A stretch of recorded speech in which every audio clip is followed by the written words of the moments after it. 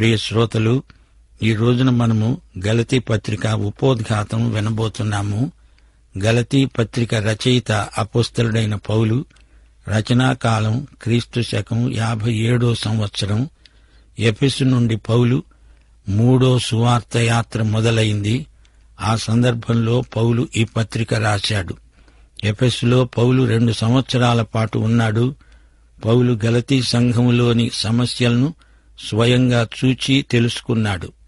పౌలు వచ్చి వెళ్లిన తరువాత కొందరు యూద మతమును ప్రతిపాదిస్తూ యూద మతం ద్వారా మాత్రమే క్రీస్తు దగ్గరికి రావాలని బోధించారు. ఈ బోధను గలతీ విశ్వాసులు వింటున్నారు. ఈ అపసవ్య ధోరణి బోధలను ఖండిస్తూ పౌలు గలతీ పత్రిక రాశాడు. పౌలు 3 సువార్త యాత్రలు చేశాడు. ప్రతి యాత్రలో గలతీ సంఘాన్ని సందర్శిస్తూనే ఉన్నాడు. పౌలు ఈ సంఘాలకు రాసిన తుది పలుకే ఈ ఉత్తరం. 3వ సువార్త యాత్రలో గలతీని చూచిన తరువాత ఉత్తరమే ఈ ఉత్తరం. గలతీలోని అన్ని సంఘాలను ఉద్దేశించి ఈ ఉత్తరం రాశాడు. గలతీ రాష్ట్రంలో ఎన్నో సంఘాలున్నాయి. గలతీ సంఘం అన్నప్పుడు అది వారి భౌగోళికమైన ఉనికిని మాత్రమే కాదు, వారి సంస్కృతి సభ్యతలను కూడా సూచిస్తుంది. గలతీ రోమా సామ్రాజ్యంలో ఒక రాష్ట్రం. గాలు వంశీకులు వీరి మూలం. కెల్టిక్ జాతుల నుండి వచ్చిన ప్రజలు గలతీయులు. వీరిది నిలకడలేని మనస్తత్వం. అపొస్తలుల కార్యముల గ్రంథంలో ఈ గలతీ ప్రజలే ఒకరోజు పౌలును దేవుడే అన్నారు. మర్నాడు అతణ్ణి రాళ్లు వేసి కొట్టి చంపడానికి సిద్ధమయ్యారు. ఈ గలతీ వారు చంచల స్వభావులు. గలతీ పత్రికలోని సందేశ సారాంశం గమనించండి. అలనాటి గలతీయులు అచ్చం మనలాంటి మనుషులే. వారు మనలాంటి స్వభావము గలవారే. కృపాసువార్తకు భిన్నమైన వేదాంతాలు, సిద్ధాంతాలు ఈ రోజున ప్రచారంలో ఉన్నట్లే అలనాడు ప్రచారంలో ఉన్నాయి. పౌలు అందుకే ఈ పత్రికలో అంత కఠినంగా మాట్లాడవలసి వచ్చింది. క్రీస్తు తన కృపను బట్టి మిమ్మలను పిలిచాడు. ఆయనను విడిచిపెట్టారా? నకిలీ సువార్త వైపు మొగ్గారేమిటి? ఇంత త్వరగా మీరిలా పడిపోతారని, చెడిపోతారని నేను అనుకోలేదు అంటున్నాడు పౌలు. క్రీస్తు సువార్తను చెరిచేవారు మిమ్మల్ని కలవరపరుస్తున్నారని నాకు తెలుసు. అలాంటి వంచకులు శాపగ్రస్తులు అంటూ గలతీయుల వైఖరిని పౌలు గద్దిస్తున్నాడు. గలతీ విశ్వాసుల పునాది సడలిపోతుంటే పౌలు వారిని సరిదిద్దే ప్రయత్నం చేస్తున్నాడు. గలతీ పత్రిక మిగతా పౌలీయ పత్రికల కంటే భిన్నమైనది. గలతీయులు సువార్తను కాదని ఇతరమైన దుర్బోధల వైపు తిరగడం పౌలుకు ఎంతో మనస్తాపం కలిగించింది. ఈ పత్రికలోని ప్రతి మాట ఉద్రేకభరితం. అసత్యం, సత్యం ఈ రెండిటి మధ్య పోరాటమిది. పౌలు సత్యం కోసం పోరాడుతున్నాడు. మతాచారాలు, ధర్మశాస్త్రమునకు అందలి విధి నియమాలకు లోబడి జీవించే విఫల ప్రయత్నము గలతీ విశ్వాసుల తిరోగమనానికి కారణం కావడం పౌలుకు పౌరుషం పుట్టించింది. రోమాపత్రిక పౌలు తలలో నుండి వస్తే గలతీ పత్రిక పౌలు హృదయంలో నుంచి వచ్చింది. రోమాపత్రికలోని ఆలోచనలు క్రమబద్ధంగా రూపొందాయి. గలతీ పత్రికలో సంఘస్థుల వెనకబాటుతనం ఎండగట్టబడింది. రోమాపత్రిక సంవాదం, గలతీ పత్రిక వివాదం. ధర్మశాస్త్రపు కాడి తొలగిపోయింది. మళ్లీ ఆ కాడి కిందికి మీరు రావడం ఏమీ బాగాలేదు అని పౌలు గద్దిస్తున్నాడు. భక్త మార్టిన్ లూథరుకు గలతీ పత్రిక ఎంతో ప్రీతిపాత్రమైనది. ఆయన ఒక సందర్భంలో అన్నాడు, ఇది నా అభిమాన పత్రిక. ఈ పత్రికకు నాకు పెండ్లయింది. దిద్దుబాటు ఉద్యమానికి గలతీ పత్రిక ఎంతో స్ఫూర్తినిచ్చింది. ఆదిమ సంఘానికి గలతీ పత్రిక గొప్ప సమర్థన. ఆధ్యాత్మిక హక్కుల ధృవీకరణ పత్రం గలతీ పత్రిక. క్రైస్తవ స్వాతంత్ర్యోద్యమానికి ఊపిరిపోసిన పత్రిక ఇది. సువార్తను ఎదిరించి మాట్లాడే వారి నోళ్లు మూయించే పత్రిక గలతీ పత్రిక. శుభవార్త వ్యతిరేక శక్తులను ఎదుర్కొని దిగ్విజయం సాధించిన గలతీ పత్రిక పౌలు కలం నుండి వెలువడింది. భక్త జాన్ వెస్లీని మార్చి ఆయన ద్వారా అనేకులను మార్చిన దివ్య పత్రిక గలతీ పత్రిక. సువార్త ప్రకటన ద్వారా ధర్మశాస్త్రపు కాడిని తొలగించటంలో గలతీ పత్రిక నిర్వహించిన పాత్ర ఎంతో గొప్పది. క్రీస్తునందున్న రక్షించే విశ్వాసానికి నామకార్థ క్రైస్తవులను మరల్చే గలతీ పత్రిక సందేశం జ్వాలాగర్భితమైనది. క్రైస్తవ సేవలో ఆధ్యాత్మిక విప్లవాన్ని తెచ్చిన పత్రిక గలతీ పత్రిక. నామకార్థ క్రైస్తవులలో నిర్జీవ స్థితి నుండి ఉజ్జీవం రప్పించే పత్రిక ఇది. దేవుని ఆత్మ గలతీ పత్రిక బోధించినప్పుడెల్లా బలంగా పనిచేసిన సందర్భాలు ఎన్నో ఉన్నాయి. నీతిమంతుడు విశ్వాసం వల్ల జీవిస్తాడు అనే సత్యాన్ని ఈ పత్రిక ప్రతిపాదిస్తుంది. పాపి కృపచేత రక్షించబడినవాడు, అంతే, దానికి ఎవరూ ఏదీ చేర్చకూడదు. అయితే రక్షించబడిన పాపి కృపచేతనే జీవిస్తాడు. కృప జీవమార్గం, జీవములోకి ప్రవేశం. కృపే విశ్వాసి యొక్క జీవన విధానం. నీతి, విశ్వాసము, కృప అనే ఈ 3 అంశాలతో నిండి ఉన్నది గలతీ పత్రిక. ఈ పత్రికలో పౌలు తన అపోస్తలిక అధికారాన్ని పునరుద్ఘాటించాడు. అరేబియాలో తన అనుభవాలను పేర్కొన్నాడు. అంతియోకులో పౌలుకు పేతురుతో కొంచెం ఘర్షణ కలిగింది. విశ్వాసము, క్రియలు, స్వాతంత్ర్యము, క్రియలు అనే అంశం మీద విపులంగా చర్చించాడు. అబ్రహాము యొక్క విశ్వాసాన్ని ఎత్తి చూపాడు. మీ తండ్రి ఎవరు అని అడగకుండా మీ తల్లి ఎవరు అని ప్రశ్నిస్తున్నాడు పౌలు. శారా స్వతంత్రురాలు, హాగరు దాసీది. ఆత్మ ద్వారా పరిశుద్ధీకరించబడిన మీరు ఆత్మ కార్యాలు చెయ్యాలి అని ప్రబోధించాడు. శరీరము, ఆత్మ ఈ రెండిటి మధ్య పోరాటం ప్రవర్తిల్లుతుంది. స్వతంత్రులైన మీరు తిరిగి దాస్యమనే కాడి కింద చిక్కుకోవద్దు అని పౌలు హితబోధ చేశాడు. కృప నుండి పడిపోకండి, ఆత్మను అనుసరించి నడుచుకోండి, ఆత్మ ఫలాలు ఫలించండి. ఫలమంటే క్రైస్తవ సౌశీల్యం. ఈ అమూల్య సత్యాలను పౌలు గలతీ పత్రికలో ప్రబోధించాడు. ఈ పత్రిక పౌలు స్వహస్తంతో రాశాడు. పత్రిక ముగింపులో పౌలు తన స్వంత సేవా సాక్ష్యం చెప్పాడు. క్రీస్తు శిలువకు సున్నతి సంస్కారానికి గల వ్యత్యాసాన్ని తేటగా చూపాడు. పౌలు శరీరం మీద శిలువ ముద్ర ఏమిటి? అది క్రీస్తు ప్రభువు పెట్టిన సంతకం. గలతీ అనేది ఒక పట్టణం అనుకునేరు. గలతీ చిన్నాసియాలో ఒక రాష్ట్రం. అదంతా గలతీ ప్రాంతం. గలతీ రాష్ట్రంలో ఎన్నో పట్టణాలున్నాయి. గాలు నుండి వలస వచ్చిన వారు గలతీ ప్రాంతీయులు అంతటా ఉన్నారు. గలతీ రాష్ట్రం రోమా సామ్రాజ్యం కింద ఉంది. అంతియోకు, ఇకోనియా, లుస్త్రా, దెర్బే పట్టణాలు గలతీ ప్రాంతంలోనివే. గలతీ సంఘాలలో విపరీతమైన సిద్ధాంత దోషాలు తలెత్తాయి. యూదా మత ఆచారాలను క్రైస్తవీకరించే ప్రయత్నాలు జరుగుతున్నాయని పౌలు పసికట్టాడు. విమత ధోరణులను ఖండిస్తూ ఈ ఉత్తరం గలతీ ప్రాంతీయ సంఘాలన్నిటికీ రాస్తున్నాడు. దేవుని వాగ్దానాలు యూదులకే చెందుతాయి. పాత నిబంధన ధర్మశాస్త్రోక్త విధి విధానాలు క్రైస్తవులు కూడా చెయ్యక తప్పదు అంటున్నారు. ముందు అందరూ సున్నతి పొందాలి, ఆ తరువాత గాని రక్షణానుభవం కలగదు అంటున్నారు. మొదట మోషే దగ్గరికి రావాలి అంటూ సిద్ధాంత రాద్ధాంతాలు సంఘంలోకి తెచ్చిపెట్టారు. యేసు కృప చాలదు, ధర్మశాస్త్రం కూడా కావాలి అని వీరి వాదం. విశ్వాసానికి ధర్మశాస్త్రాన్ని చేరుస్తున్నారు. ఈ యూద విశ్వాసులు చేసిన నిర్వాకమిది. పౌలు స్పష్టం చేస్తున్నాడు, రక్షణ విశ్వాసము ద్వారా కృపచేత మాత్రమే, దానికి ఏమీ కలపకూడదు. అయితే వారు పౌలుకు ఎదురు సవాళ్లు వేయసాగారు. నీ అధికారమేమిటి అని అడిగారు. నీవు నిన్నగాక మొన్న వచ్చిన అపోస్తలుడివి అంటూ పౌలు, జేమ్సు మొదటి నుండి ఉన్న అపోస్తలులు, అన్యులకు సువార్త ఆకర్షణీయంగా ఉండేటందుకు నీవు రాజీ పడుతున్నావు అంటూ పౌలు మీద వారు అభియోగం మోపుతున్నారు. అందుకు పౌలు తన అపోస్తలిక అధికారాన్ని సమర్థించుకోవలసి వచ్చింది. గలతీ పత్రికలో 2 అధ్యాయాలను జతచేసి అధ్యయనం చేయాలి. 1-2 అధ్యాయాలు పౌలు అపోస్తలిక అధికారాన్ని గురించి, సువార్తలోని దేవుని అధికారాన్ని గురించి చెప్పబడింది. 3-4 అధ్యాయాలలో సైద్ధాంతిక సత్యాలున్నాయి.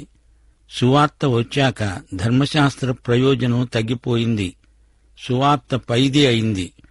5-6 అధ్యాయాలలో ఈ సత్యాన్ని దృష్టాంత సహితంగా పౌలు నిరూపించాడు. క్రైస్తవ స్వాతంత్ర్య హక్కును మీరెందుకు వినియోగించరు అని పౌలు వారిని నిలదీసి అడుగుతున్నాడు. ధర్మశాస్త్రము కోరిన నీతిని సువార్త నెరవేర్చింది. సువార్త పాపం చేయడానికి లైసెన్స్ కాదు. పాప విమోచన క్రీస్తునందు ప్రాప్తించే విధానం. సువార్త అంటే రక్షణ శుభవార్త, క్రీస్తు వార్త. పాప పరిహారానికి యేసు శిలువ చాలు. మతాచారాలకు రక్షణకు సంబంధం లేదు.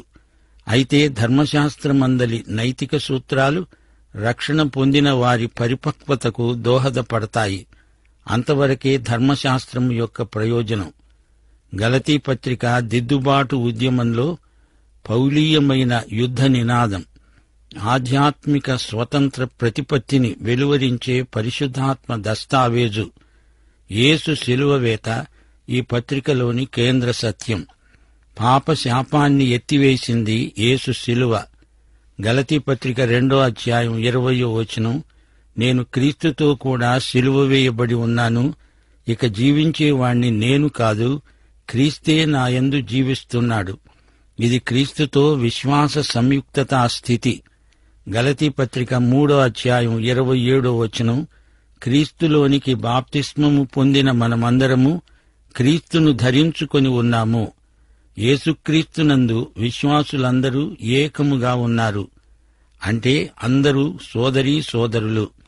యేసు దేవత్వము, యేసు మానవత, ఈ రెండిటిని పౌలు ఈ పత్రికలో స్పష్టంగా చూపాడు. గలతీ పత్రిక 1వ అధ్యాయం 7వ వచనం, ఇది క్రీస్తు సువార్త. సువార్త అంటే క్రీస్తే. క్రైస్తవ జీవితం పరిశుద్ధాత్మతోనే మొదలవుతుంది. అలాంటప్పుడు ధర్మశాస్త్ర క్రియల వల్ల మీకు పరిపక్వత ఎలా వస్తుంది? మీకు నూతన జన్మనిచ్చిన పరిశుద్ధాత్మే మీ పెరుగుదలకు, మీ పరిపక్వతకు కారకుడవుతాడు. గలతీ పత్రిక 3వ అధ్యాయం 5వ వచనం, ఆత్మను మీకు అనుగ్రహించి మీలో అద్భుతాలు చేయించేవాడు ధర్మశాస్త్ర సంబంధ క్రియల వలననా లేక విశ్వాసముతో వినడము వలన చేయిస్తున్నాడు? విశ్వాసమును బట్టి మనము పరిశుద్ధాత్మను పొంది ఉన్నాము. విశ్వాస పథంలో పరిశుద్ధాత్మ మనలో, మనతో, మన ద్వారా శక్తిభరితమైన కార్యాలు జరిగిస్తాడు. మనలో ఆత్మకు, శరీరానికి మధ్య ప్రవర్తిల్లే ప్రచ్ఛన్న యుద్ధాన్ని గురించి గలతీ పత్రిక 5వ అధ్యాయంలో పౌలు ప్రస్తావించాడు. క్రైస్తవ స్వేచ్ఛను ఎలా సద్వినియోగపరుచుకోవాలో పౌలు గలతీ పత్రిక 5వ అధ్యాయం 16 నుండి 25వ వచనం వరకు తేటగా వివరించాడు. పరిశుద్ధాత్మ మనల్ని వశపరుచుకోవాలి, పవిత్రీకరించాలి. పరిశుద్ధాత్మ కార్యములు మన ద్వారా జరగాలి. పౌలు ఇదే సత్యాన్ని పత్రిక అంతటా ప్రబోధించాడు. స్వేచ్ఛ ఉంది గదా అని దాన్ని దుర్వినియోగం చేసి పాపం చెయ్యకూడదు. శ్రోతలు, గలతీ పత్రికలో దైవభక్తిని గురించిన సూత్రాలున్నాయి. యేసుక్రీస్తు నీలో, నాలో జీవిస్తూ నీ ద్వారా, నా ద్వారా పనిచేస్తాడు. ఇది పరిశుద్ధాత్మ నిర్వహణ. దీనినే క్రైస్తవ భక్తి అంటాము. మత సంబంధమైన ఆచారాల వల్ల భక్తి రాదు. మత నియమాలను పాటిస్తూ అది చేసి ఇది మానేసి ప్రయాసపడితే భక్తి రాదు.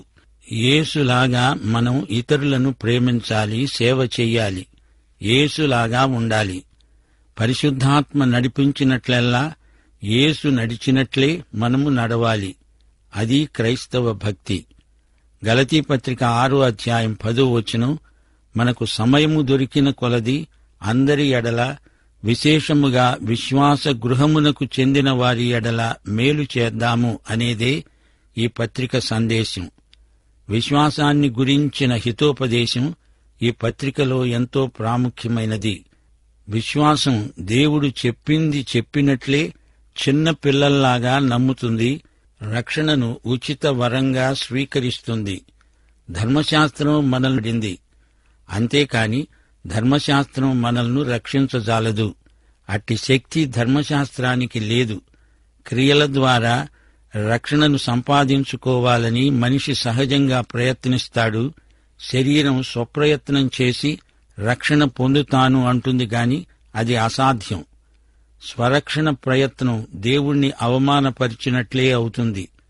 గలతీ పత్రిక 6వ అధ్యాయం 9వ వచనం అంటోంది, మనము మేలు చేయడమందు విసుక్కోకూడదు. మనము అలయక మేలు చేస్తే తగిన కాలమందు పంట కోస్తాము. రక్షించబడిన వారి జీవిత శైలి ఇది. రక్షణ లేని క్రియలు నిష్ఫలమైనవి, పని చెయ్యని విశ్వాసం మృతం. గలతీ పత్రికలో ఆత్మయందు ఎదుగుదల ఎలాంటిదో చూపబడింది. దేవుని కృప క్రింద బ్రతకటమంటే పరిశుద్ధాత్మ వల్లనే అది సాధ్యమవుతుంది. నీలో నాలో నివాసమున్న పరిశుద్ధాత్మ మనల్ని ధర్మశాస్త్రానికి అతీతంగా జీవింపచేయగలడు. అనగా యేసు ధర్మశాస్త్రమును నెరవేర్చినవాడై పరిశుద్ధాత్మ ద్వారా తన జీవితాన్ని మళ్లీ మనలో జీవిస్తాడు. మనకు ధర్మశాస్త్రము నుండి విడుదల ఇచ్చేవాడు పరిశుద్ధాత్మే. గలతీ పత్రిక 5వ అధ్యాయం 16వ వచనం, ఆత్మానుసారముగా నడుచుకొనండి, అప్పుడు మీరు శరీరేచ్ఛను నెరవేర్చరు. ప్రియ శ్రోతలు వింటున్నారా? గలతీ పత్రికలో పాపాన్ని ఎలా గెలవాలో, జయించాలో తేటగా చెప్పబడింది. ధర్మశాస్త్రము నుండి విడుదలై స్వతంత్రులమయ్యాము. అయితే మనము శరీరానికి లొంగకుండా జాగ్రత్త పడాలి. ఈ విషయంలో మనము ఒకరికొకరము బాధ్యులము. నిన్ను గురించి నీవు జాగ్రత్తగా ఉండాలి. అదే సమయంలో ఒకరిని గురించి ఒకరము శ్రద్ధ తీసుకోవాలి. గలతీ పత్రిక 6వ అధ్యాయం 1వ వచనం, సహోదరులారా, ఒకడు ఏ తప్పిదములోనైనా చిక్కుకుంటే ఆత్మ సంబంధులైన మీలో ప్రతివాడు తాను శోధింపబడతానేమో అని తన విషయమై చూచుకుంటూ సాత్వికమైన మనస్సుతో అటివారిని మంచి దారికి తీసుకుని రావాలి. ఒకరి భారములను ఒకరు భరించి ఈలాగు క్రీస్తు నియమమును పూర్తిగా నెరవేర్చండి. శ్రోతలు, గలతీ పత్రిక మనకు వినయశీలం అలవరుస్తుంది. నాకు మంచి పరిపక్వత వచ్చింది, నేనేమీ పడిపోనులే అనే ధీమా ఎంతైనా ప్రమాదకరం. వెనకటి భక్తులెందరో అప్రమత్తులై ఉండనందున ఘోర పతనం చెందినవారున్నారు.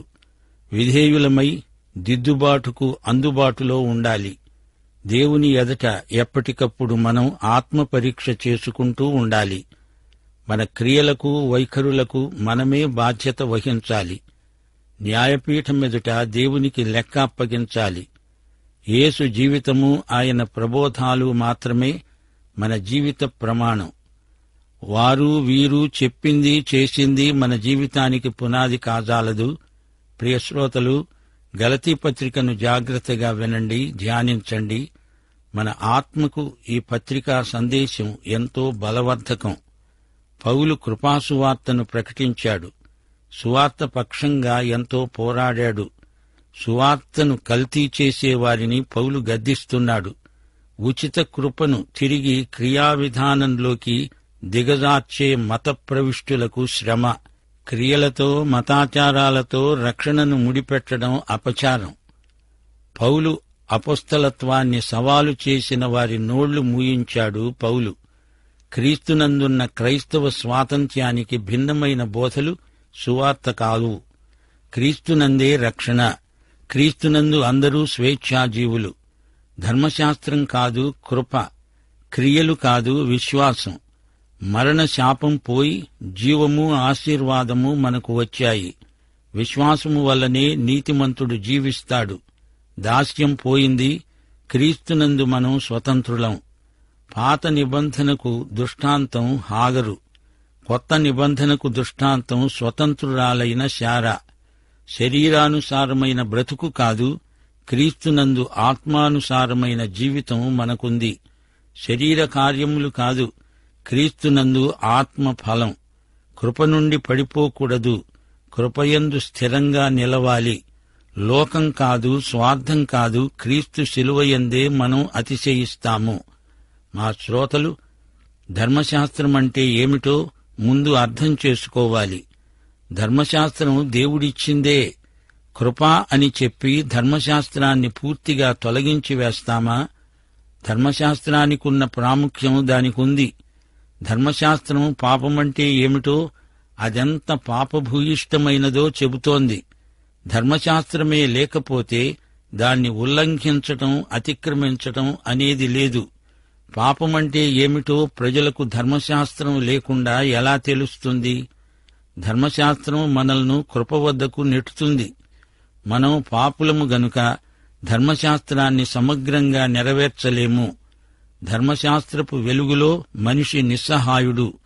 అతడు రక్షకుని కాళ్లమీద పడి కృపను అభ్యర్థించక తప్పదు. ధర్మశాస్త్రం రోగ నిర్ధారణ చేస్తుంది గాని రోగాన్ని కుదర్చలేదు. అది యేసు కృప మాత్రమే చేయగలదు. కృపను చేరాలంటే మనల్ని ధర్మశాస్త్రమే పంపుతుంది. ఈ పత్రికలో పౌలు యేసు కృపామహిమను కన్నులకు కట్టినట్లు చూపాడు. క్రీస్తునందలి జీవితానికి ఆధారం విశ్వాసం. క్రీస్తునందలి విశ్వాసమే క్రైస్తవ నీతి. నీతి అంటే అటు దేవునితో ఇటు మానవులతో సరైన సంబంధం. విశేషించి నీకు నీ మనస్సాక్షికి సరైన సంబంధం. గలతీ ప్రాంతంలోని సంఘాలు ఎదుర్కొన్న సమస్య ఇదే. ఎవరైనా సరే మోషే ధర్మశాస్త్రం పాటించకపోతే దేవునితో సరైన సంబంధం ఏర్పడదు. ఈ తప్పుడు బోధ నుండి విశ్వాసులను కాపాడడానికి పౌలు ఈ పత్రిక రాశాడు. అధికారపూర్వకంగా ఒక అపోస్తలుడుగా పౌలు ఈ పత్రిక రాశాడు. తనను దేవుడే స్వయంగా పిలిచాడు. అపోస్తలత్వాన్ని దేవుడు తనకు అప్పగించాడు. మనుషులు తనకిచ్చింది కాదు. తాను యూదేతరులకు అపోస్తలుడు. విశ్వాసము ద్వారా రక్షించబడి నీతిమంతుడు విశ్వాసము ద్వారానే జీవిస్తాడు. క్రీస్తునందలి విశ్వాసము అందరి పట్ల ప్రేమను వ్యక్తం చేస్తుంది. ప్రియ శ్రోతలు, ఇది గలతీ పత్రిక. పౌలు అద్భుత రచన. వినండి, ఆనందించండి. పాఠం సమాప్తం. యేసుక్రీస్తు వారి దివ్యకృప, తండ్రి యొక్క పరమ ప్రేమ, పరిశుద్ధాత్మ యొక్క అన్యోన్య సహవాసము మనకందరికీ సదాకాలము తోడై ఉండునుగాక. ఆమేన్.